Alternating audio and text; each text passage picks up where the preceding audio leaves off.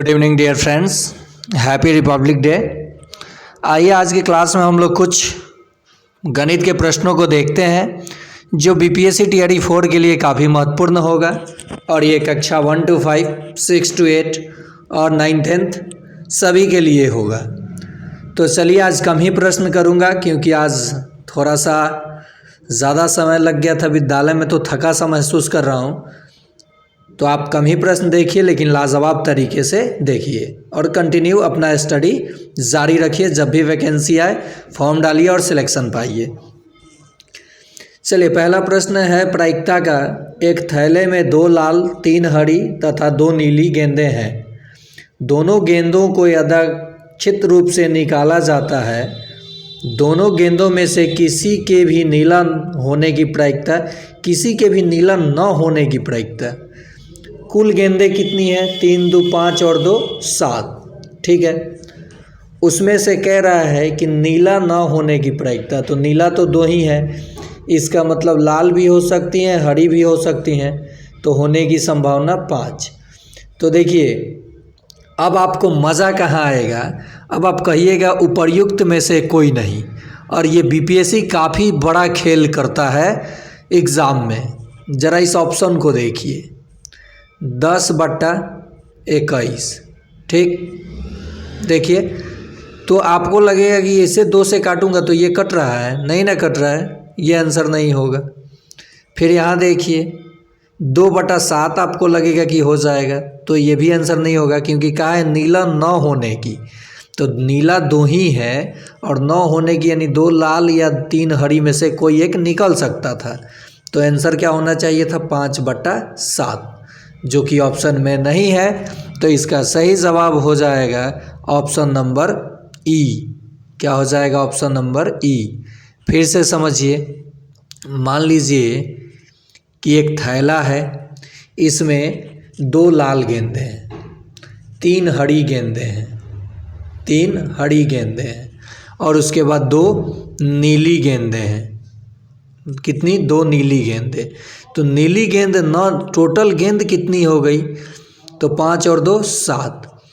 और नीली न होने की प्रायिकता, जैसे वो निकाला तो यही दोनों न होने की प्रायिकता, तो ये पाँचों में से कोई निकल सकता है ना एक गेंद, तो 5 और बटा में 7, तो यही उत्तर होगा। चलिए आगे देखते हैं प्रश्न को। 3 संख्याएं 3:4:5 के अनुपात में है। उनमें सबसे बड़ी और सबसे छोटी संख्या का योग दूसरी संख्या तथा 52 के योग के बराबर है। तो सबसे छोटी संख्या कौन सी है? देखिए संख्याएं आपकी मान लीजिए हो गया 3x, 4x और 5x। तो इसमें बड़ी संख्या और छोटी संख्या कौन कौन होगी? तो छोटी संख्या ये है, बड़ी संख्या ये है। इनका कह रहा है कि योग यानी 3x जोड़ 5x बराबर दूसरी संख्या और 52 के योग के बराबर है। दूसरी संख्या और 52 के योग के बराबर है। बस हल कर लीजिए। 5 और ये 3 और 5 मिलके 8x होगा, 4x आके घट जाएगा, तो 4x बराबर 52। अब ये गुना में है, इधर जाके भाग हो जाएगा, यानी 52/4 क्या हो जाएगा? 13। छोटी संख्या क्या है? 3x। x का मान क्या आया? 13। 13 में 3 से गुना करेंगे तो क्या हो जाएगा? 39 हो जाएगा। 13 तिया 39 सबसे छोटी संख्या हो जाएगा। अगर बड़ी पूछा होता तो 13×5 65 हो जाता। समझ गए होंगे ये प्रश्न देख के घबराना बिल्कुल नहीं है। रहा बात गणित का, तो अगर आप टीजीटी की तैयारी कर रहे हैं, टीजीटी की, तो 80 + 8 88 गणित आपसे पूछा जाएगा अगर गणित के स्टूडेंट है तो, जिसमें मैं 80+ आपका स्कोर करा सकता हूं अगर आप 2 से 3 महीना 2 महीना पढ़ जाते हैं इस चैनल पे। तो 6 to 8 वाले हमारे जितने साथी हैं उनका जितना मैथ होगा अगर आप पढ़ते हैं तो 40 मैथ का प्रश्न होगा, 35+ आप आसानी से ला लेंगे स्टडी के बाद। मैं ये नहीं कह रहा हूँ कि ऐसे ही। और मैथ और रीजनिंग 1 to 5 के हमारे जितने तैयारी करने वाले साथी हैं, मैथ और रीजनिंग का एक भी प्रश्न आपका छूटेगा नहीं, ये वादा है। और भी सोशल साइंस सभी प्रश्नों के लिए जनरल चीज़ों की हम लोग तैयारी देखते हैं। जनरल पेपर में भी पूछता है, चाहे वो 8 गणित ज़रूर पूछा जाता है। तो गणित हो, सामाजिक विज्ञान हो, कहाँ से कैसे प्रश्न बनता है, मैं इस पर एक वीडियो बनाऊंगा, आप लोग देख सकते हैं कि कैसे स्टडी करना है। और यहाँ पढ़ाई तो देख ही रहे हैं। चलिए अगला प्रश्न है, प्रीतम और राणा एक गोलाकार खेल के मैदान के चारों ओर चक्कर लगाते हैं। प्रीतम एक चक्कर लगाने में 16 मिनट लेता है, जबकि राणा 20 मिनट में चक्कर पूरा करता है। यदि दोनों एक ही बिंदु से एक ही समय पर और एक ही दिशा में चलना शुरू करते हैं तो वे प्रारंभिक बिंदु पर कितने समय बाद मिलेंगे। ये कथा बनाने से अच्छा है कि ये जो चलेंगे इसका मतलब इनका एलसीएम ये पूछना चाहता है। तो 16 और 20 का एलसीएम क्या होता है, तो आप धर लेंगे 80 होता है। क्या होता है, 80, यानी 80 मिनट बाद वो पुनः एक दूसरे से मिल जाएंगे। ये प्रश्न क्या है, एलसीएम का प्रश्न था और झूठों के कथा बना रहा है इतना सारा। एग्जामिनर चाहता है कि बात को घुमाया जाए और समय लगवाया जाए। चलिए अगला प्रश्न देखते हैं। एक क्लास टेस्ट में कमल के गणित और अंग्रेजी में प्राप्त अंकों का योग 40 है। देखिए सभी का योग 40 दिया होगा पक्का। एक चीज़ देखिए यहाँ पे ये 40 और ये 40 दिया है और 2 1 3 ये 40 नहीं दिया, तो एक ऑप्शन तो ऐसे ही कट गया। एक ऑप्शन को तो आपने यूं ही काट दिया, ठीक है। ये ऑप्शन तो आसानी से कट गया क्योंकि योग 40 नहीं है। अब इन दोनों का योग 40 है कह रहा है, तो ये प्रश्न आप ऑप्शन से भी बना सकते हैं। अब क्या करना है, यदि गणित में 3 अंक अधिक, यानी आप जोड़ के देखिए, पहला दोनों अंक गणित का होगा तो 3 अंक अधिक तो 24, और अंग्रेजी में 4 अंक कम, तो 4 अंक कम करेंगे अगर 19 में तो 15 होगा। और देखिए 24 15 चौका 60 के 0, हाथ में 6, 15 दूनी 30, 6 36, 360 आ गया। यानी पहला ही ऑप्शन बिल्कुल सही हो जाएगा। यानी गणित में उसको कमल द्वारा दोनों विषय में अलग अलग अंक कितना प्राप्त किया होगा, तो 21 और 19, यही आंसर होगा। दोनों का योग भी 40 है और इसमें से 3 अंक अधिक करेंगे और 4 अंक कम करेंगे, गुना करेंगे तो 360 हो जाएगा, तो ऑप्शन से ही बन गया। चलिए आगे देखते हैं प्रश्न। किसी घटना की प्रायिकता क्या हो सकती है। तो देखिए किसी भी घटना की प्रायिकता जो है कभी भी 1 से अधिक नहीं हो सकती है और 0 से कम नहीं हो सकती है। यानी प्रायिकता का मान 0 से बड़ा, प्रायिकता का मान 0 से बड़ा और 1 से हमेशा क्या होता है, छोटा होता है। 0 या 0 से बड़ा और 1 से हमेशा क्या होता है, छोटा या 1 के बराबर हो सकता है। तो अब मैंने कहा कि प्रायिकता का मान, एक निश्चित घटना की प्रायिकता 1 हो जाएगी और असंभव घटना की प्रायिकता जो संभव ही ना हो 0 होगी। इसीलिए कहा जाता है कि probability of event plus probability of no event is equal to 1। और इस पे भी प्रश्न पूछ लिया जाता है।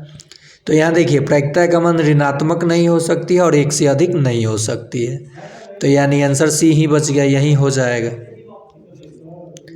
नेक्स्ट है 10 वर्ष पूर्व रमेश एवं राजीव की आयु का अनुपात 1:3 था। अब से 5 वर्ष पश्चात यह अनुपात 2:3 हो जाएगा। वर्तमान में उनकी आयु ज्ञात करना है कि क्या है, वर्तमान में आयु का अनुपात बताना है।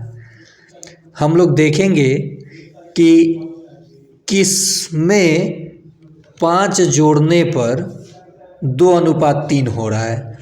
तो देखिए ये तो 5 जोड़ेंगे 5 वर्ष के पश्चात और इसमें 5 जोड़ेंगे तो ये 5 और 7 हो जाएगा और ये 12, 2:3 नहीं हुआ। इसमें 5 जोड़े 8 हुआ और इसमें 5 जोड़े 10 हुआ, ठीक है। ये भी नहीं हो पा रहा है क्योंकि 2 से काटेंगे तो 4, 2 से काटेंगे तो 5। और यहाँ क्या हो रहा है 2:3। इसमें देखिए 5 और ये क्या हो रहा है 10, क्या हो रहा है 5 जोड़ेंगे तो 7, इसमें 5 जोड़े तो 5 1 6, यहाँ जोड़े हैं, ठीक है। यहाँ जोड़ेंगे 5 और 1 6, और यहाँ जोड़ेंगे 5 और 2 7, तो ये भी नहीं हुआ। तो देखिए यहाँ अब सस्पिशन क्रिएट हो गया है कि उपर्युक्त में से कोई नहीं कि इसमें आंसर छुपा है। तो फिर से प्रश्न देखते हैं। 10 वर्ष पूर्व रमेश एवं राजीव की आयु का अनुपात 1:3 था। मेथड से चल देते हैं। मान लीजिए 10 वर्ष पूर्व रमेश एवं राजीव के आयु का अनुपात 1:3 था, और अब से 5 वर्ष पश्चात यह अनुपात 2:3 हो जाता है। तो वर्तमान में आयु का अनुपात क्या है, कोई भी ये लेते हैं 2:5 ऑप्शन में, और 5 वर्ष बाद 2:3 अगर आएगा तब ना, तो इसमें भी 5 जोड़े, इसमें भी 5 जोड़े, तो ये 7:10 आया। ये नहीं आया, इसमें भी जोड़े 5, तो 5 और 3 8, और 5 5 10, 2 से काटे तो 4:5 आया। इसमें 5 जोड़े तो 6, और इसमें 5, यानी उपर्युक्त में से कोई नहीं। चलिए आगे देखते हैं प्रश्न।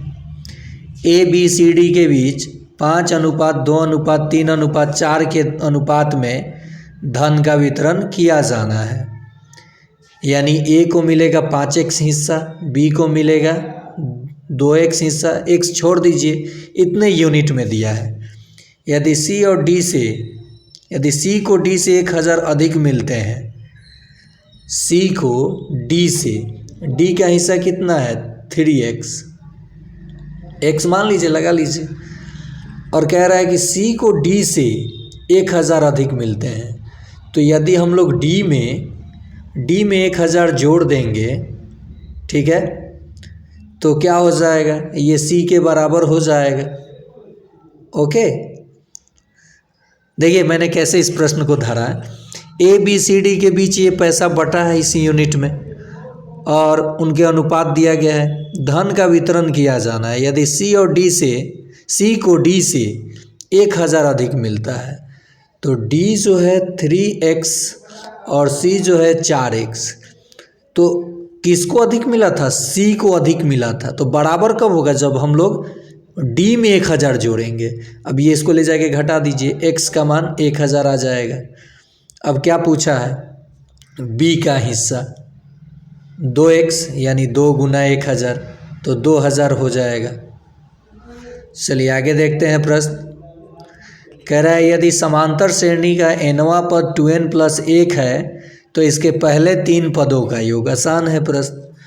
Tnवां पद कितना है 2n + 1 है, तो पहला पद क्या हो जाएगा, n के जगह 1 रखेंगे, 2 गुना 1 जोड़ 1 बराबर 3। दूसरा पद क्या हो जाएगा, n के जगह 2 रखेंगे, 2 गुना 2 जोड़ 1 यानी 5 हो जाएगा। तीसरा पद क्या हो जाएगा, तो n के जगह 3 रखेंगे, 2 गुना 3 जोड़ 1 7 हो जाएगा। 7 3 10 5 15 आंसर हो जाएगा। आसान प्रश्न। देखिए सभी प्रश्न मैं ये नहीं कहूँगा कि आसान होता है, लेकिन 50% प्रश्न आसान होता है जो ऑप्शन से बनाया जा सकता है। अब ये आ गया आपका प्रश्न त्रिघात बहुपद का, शून्यांक पर आधारित। अलग अलग शून्यांकों का योग क्या होता है। तो देखिए ये प्रश्न देख करके आपको डर लग रहा होगा, लेकिन है बहुत आसान। अलग अलग शून्यांकों का योग पूछ दिया है। अब आप डरेंगे, डरना नहीं है। x³ का गुणांक क्या है, 1 है, कुछ भी नहीं है, तो a का मान 1 हो गया। b का मान क्या हो जाएगा -6, क्योंकि x² का गुणांक है। c का मान क्या हो जाएगा -1, क्योंकि -1 छुपा है। और d का मान क्या हो जाएगा, तो 30। शून्यांकों का अलग अलग जो योग होता है वो होता है c/a। c का मान कितना है -1, और a का मान कितना है 1, जिसका मान हो जाएगा -1। आंसर हो गया। एक चीज़ मैं यहाँ बता दूँ, शून्यांकों का जो योग होगा alpha beta gamma, alpha beta और गामा योग इनका, तो इसका मान होता है -b/a। अगर शून्यांकों का अलग अलग योग पूछा है, अल्फ़ा बीटा, बीटा गामा और गामा अल्फ़ा, तो ये आपका होता है c/a। और शून्यांकों का गुणनफल पूछेगा त्रिघात बहुपद में अल्फ़ा बीटा गामा, तो ये आपका हो जाता है -d/a। तो इनमें से कोई भी प्रश्न अगर पूछे तो यहाँ मान आपको मैं बता दिया कैसे लिखना था। यहाँ कुछ नहीं है, 1 छुपा है, ये -6 है, यहाँ कुछ नहीं है तो -1 है, तब ना x में गुना हुआ है, ये 30 है। ये a हो गया, ये b हो गया, ये c और ये d। जो मान रखना है रख दीजिए। मैं चैप्टर जब आपको कराऊंगा, प्रत्येक दिन आपको वीडियो 9 PM में कोई ना कोई वीडियो मिलेगा गणित का, और उससे पहले 8 PM में सामाजिक विज्ञान का कोई ना कोई वीडियो, मतलब प्रत्येक दिन रात में आपको 8 से 9 के बीच में 2 वीडियो मिलेगा। किसके लिए? रात में कह रहा हूँ, रात में केवल एक ही वीडियो आपको मिलेगा 9 बजे, और सुबह 7:05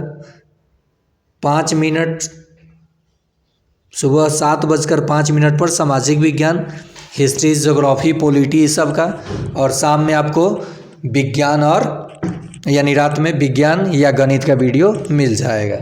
और उसके बाद अगर ज़रूरत पड़ा तो रात में 2-2 वीडियो मिल जाएगा बिना किसी फ़ी के। सिर्फ आप लाइक कीजिए, चैनल को शेयर कीजिए, सब्सक्राइब कीजिए।